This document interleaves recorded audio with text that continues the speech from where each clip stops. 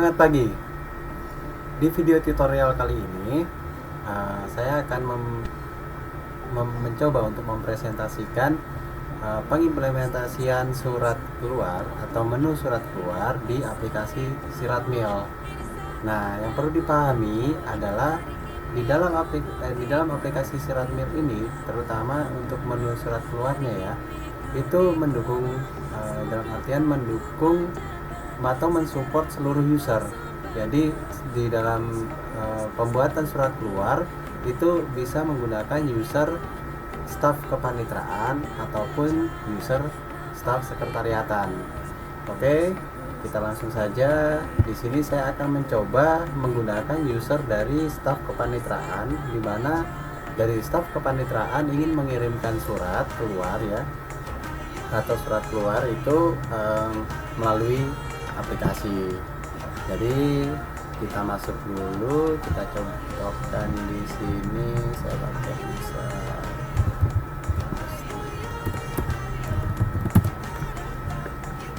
Oke, kita masuk. Saya di sini menggunakan user staf panitera muda hukum dengan nama Rusdi Rahman.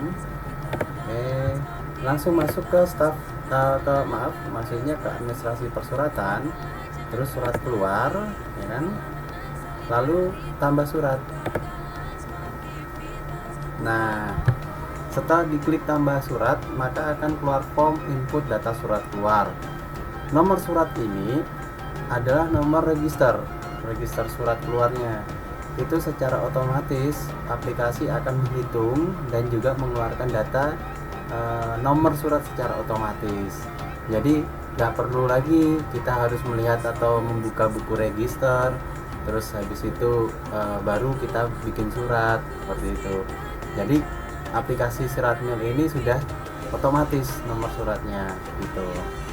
Oke, nomor suratnya 327 yang sekarang. Terus tanggal suratnya sesuaikan, kita buat tanggal hari ini. Klasifikasi suratnya sesuai dengan klasifikasi surat Mahkamah Agung. Saya contohkan hukum ya, hukum militer atau pidana militer ya. Terus jenis suratnya, nah jenis suratnya ini tidak aktif atau aktif. Maksudnya gimana? Maksudnya adalah jenis surat aktif itu yang dikategorikan aktif itu seperti surat perintah, terus surat keputusan, atau segala sesuatu surat yang mempunyai masa berlaku. Nah, gunanya apa sih surat aktif dan tidak aktif? Ini nantinya di dalam sistem itu mengatur masa berlakunya itu sampai kapan. Jadi di saat nanti mendekati masa berlaku atau perpanjangan surat tersebut, dalam artian umpama seperti surat keputusan nih, surat keputusan kan harus diupdate kan tiap tahun atau bagaimana, atau tiap berapa ini semester atau seperti apa. Nah, itu nanti di 1 bulan sebelumnya itu aplikasi akan mengeluarkan warning system. Jadi kita masuk ke surat keluar ya. Kita kembali dulu. Nah, di sini nanti akan seperti ini informasi surat aktif. Ada 74 surat aktif ya kan. Nah, di bagian nomor 5 ini informasi surat keluar yang akan kadaluarsa bulan ini. Nah, disinilah surat aktif itu berperan. Jadi nanti akan keluar warning seperti ini. Jadi inilah surat-surat yang harus segera diperbarui seperti itu. Dan ini adalah informasi surat aktif yang ada. Oke, sampai sini saya rasa paham. Kita kembali lagi, kita tambah surat ya, tambah surat. Oke, kita ibaratkan ini, saya contohkan ini ya, surat aktif ya. Terus tadi hukum ya, pidana militer ya, pidana militer ya. Terus saya contohkan ini adalah surat aktif.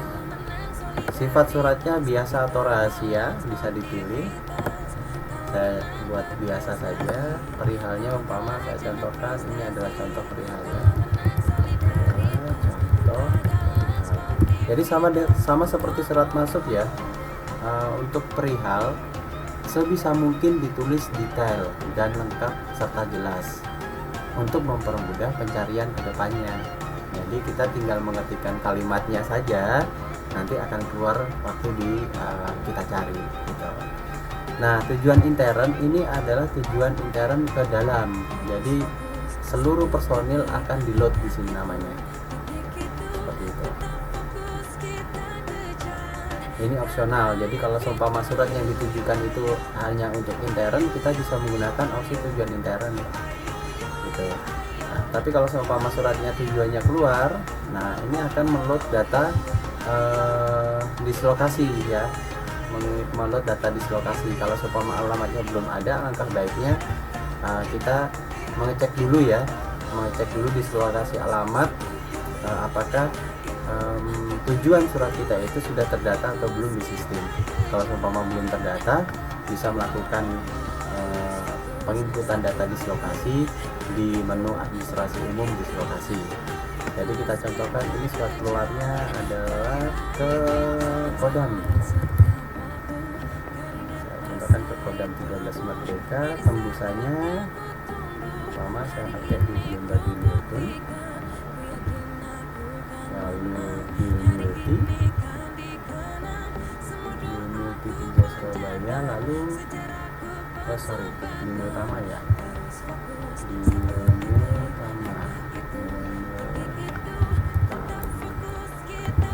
di utama, lalu di Unity. Oke. Lalu kita simpan ya teman-teman, kita simpan. Ada script yang ketinggalan, yang dihapus. Oke, lalu setelah kita melakukan registrasi, kita harus mengarsipkan surat tersebut gitu. Jadi sebelum diserahkan ke umum untuk dikirim, ya kan, kita mungkin bisa mengarsipkan salinannya ya. Dalam hal ini kita mengarsipkan salinannya, kita contohkan, kita arsipkan saja. Jadi kita setting tanggal kadaluarsanya mungkin 1 bulan ke depan gitu ya, atau berapa gitu. Jadi sesuai dengan ini tanggal kadaluarsa suratnya, atau biasa 1 tahun sih kalau untuk SK. Nah, terus habis itu nomor lemarinya, untuk salinan ini suratnya, terus nomor raknya ya, terus keterangan lainnya, mungkin kita tulis keterangan lainnya, atau kita sesuaikan ya, keterangannya itu adalah untuk membantu kita dalam hal pencarian dokumen arsip suratnya, surat keluar maknanya. Lalu kita masukkan dokumen elektroniknya dari surat yang akan kita kirim tadi. Nah, contohkan ini nih. Oke, saya simpan, lalu kita simpan. Nah, antar surat kepada Kasubag Umum dan Keuangan untuk dilakukan proses pendistribusian atau pengiriman surat. Sampai di sini staf kepanitraan bisa mengantar surat tersebut ke Subag Umum untuk dilakukan pengiriman seperti itu. Oke, jadi surat keluar ini simpel sekali teman-teman. Jadi siapapun bisa menginput surat keluar, baik dari menggunakan staff user kepanitraan atau juga staff user kesekretariatan. Nah, setelah diinput seluruhnya sampai di pengarsipan ya kan, lalu diantar ke Kasubag Umum untuk dilakukan pendistribusian atau pengiriman surat. Oke, sampai di sini surat sudah berhasil di agenda dan diarsipkan. Sekarang gimana dengan pengiriman? Kenapa kok ada tab pengiriman ya? Gitu. Mungkin ada yang bertanya seperti itu. Apa sih gunanya tab pengiriman ini? Tab pengiriman ini adalah sarana kita, ya kan? Sarana kita untuk memonitor surat-surat yang keluar itu sudah terkirim atau belum gitu, atau sudah dilaksanakan pengiriman atau belum, atau suatu saat nanti kita ingin bukti transaksinya. Contoh umpama kita menggunakan jasa pengiriman apa sih, lalu kan kalau seumpama kita menggunakan teknik manual, kita tulis di buku kan, kita harus cari rendering satu-satu kan melalui buku pengiriman. Nah, dengan aplikasi Siratmil ini kita tinggal mencari aja surat yang keluar itu gitu. Jadi contoh surat yang tadi ya,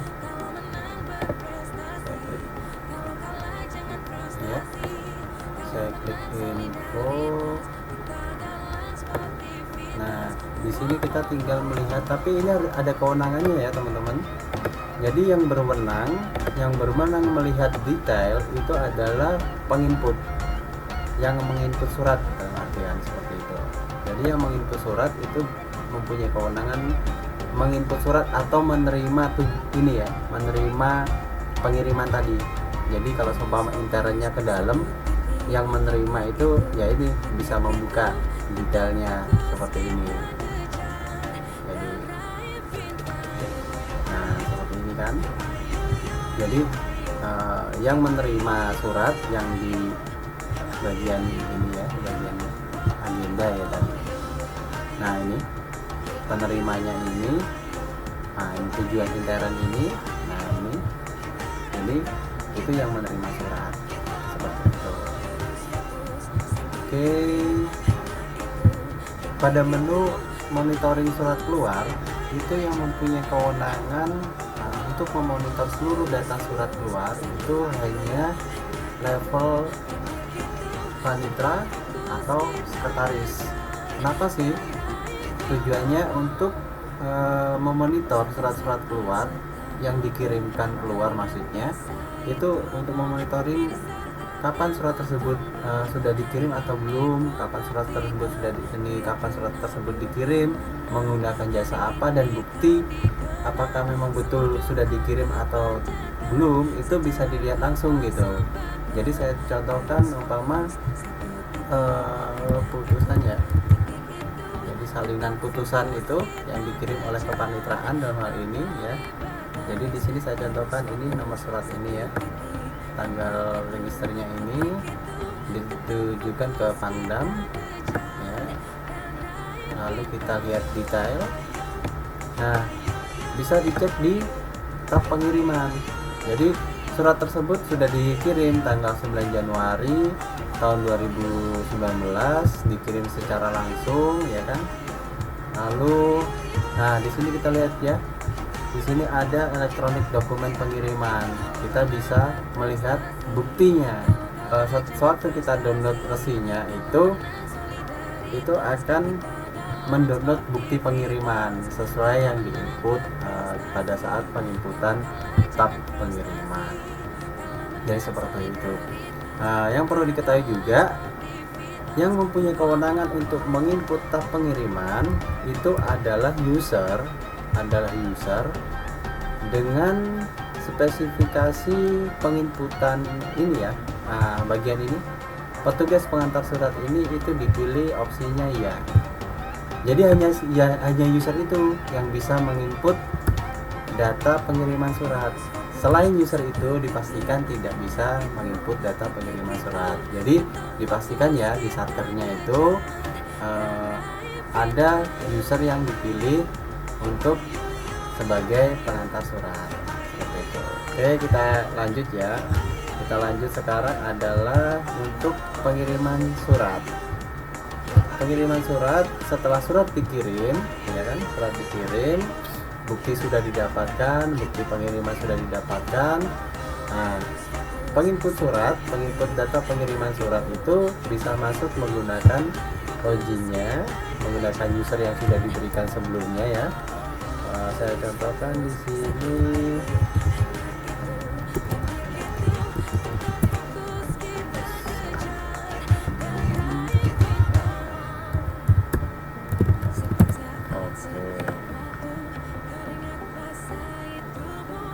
Setelah user masuk ke administrasi surat keluar, lalu ke bagian di sini informasi surat belum dikirim ya.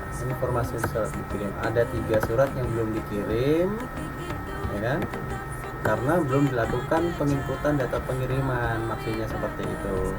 Memang suratnya sudah dikirim secara fisik ya kan, tapi untuk data penginputan surat pengirimannya itu belum ada. Nah, kita pilih ya. Nah, di situ masuk ke tab pengiriman, kita kirimkan surat. Tanggal pengirimannya kapan? Contoh tanggal pengirimannya kemarin gitu ya. terus jasa pengirimannya kita gunakan umpama JNE, atau bisa juga kantor pos, atau bisa juga kantor pos, bisa dipilih beberapa opsi pengiriman atau antar langsung gitu. Oke, paket pengiriman yang digunakan umpama kilat khusus gitu.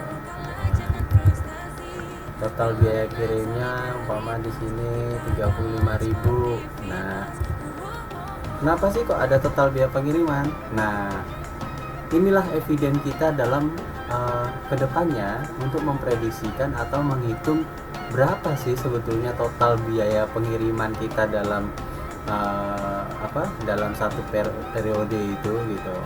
Jadi kedepannya kita akan menggunakan aplikasi ini untuk segala sisi gitu. Jadi banyaklah manfaat dari aplikasi ini. Dari inputan yang sudah ada itu kita bisa olah ke depannya. Kita bisa olah untuk mendapatkan maksud tujuan kita untuk mencapai mutu kinerja yang lebih baik seperti itu. Oke, di sini saya contohkan nomor resi pengirimannya adalah 1234. Kita sesuaikan ya, sesuai dengan nomor resinya 2019 contoh ya. Terus keterangan pengirimannya, kalau seumpama ada contoh ya, keterangan pengirimannya diterima langsung oleh yang bersangkutan, contoh ya. Nah, seperti itu. Lalu kita upload bukti pengirimannya. Gitu. Contohnya ini aja lah. Bukti pengirimannya. Nah, bagi pengguna handphone bisa menggunakan browser, lalu sewaktu penguploadan bukti pengiriman ini akan secara otomatis handphone itu mengaktifkan kamera, jadi memudahkan untuk pengambilan dokumen. Jadi tinggal foto aja, cepret, langsung masuk deh ke sistem seperti itu. Setelah kita input semua datanya, kita lakukan penyimpanan. Sampai di sini selesai tugas untuk pengiriman, dan juga aplikasi atau menu surat keluar sudah dilaksanakan dengan sempurna, di mana sudah ada agendanya, sudah ada pengarsipan, data pengirimannya sudah ada, jadi seperti itu. Ini, oke, ini kan datanya sudah ada semua nih. Nah, ini kan bisa dilihat pengirimannya kapan, biayanya berapa, menggunakan apa, ya kan, seperti itu. Jadi diharapkan ya aplikasi Siralmir ini bisa menjadi eviden kita dalam seluruh lini pekerjaan kita ke depan.